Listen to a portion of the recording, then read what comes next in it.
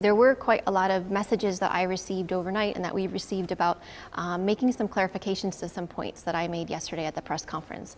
So I think it's important just to if I can briefly cover perhaps some of the misunderstandings from what I said yesterday. So I think what's important related to transmission is what we know, importantly what we don't know, and what we're trying to do to really understand this very complex question. There are some estimates that suggest that anywhere between 6% of the population and 41% of the population may be infected but not have symptoms, with a point estimate of around 16%. I don't want to get too technical, but that we do know that some people who are asymptomatic or some people who don't have symptoms can transmit the virus on.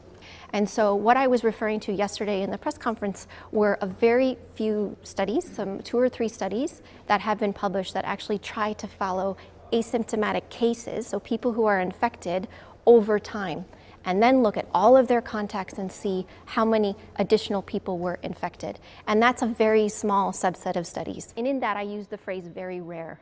And I think that that's misunderstanding to state that asymptomatic transmission globally is very rare. What I was referring to was a subset of studies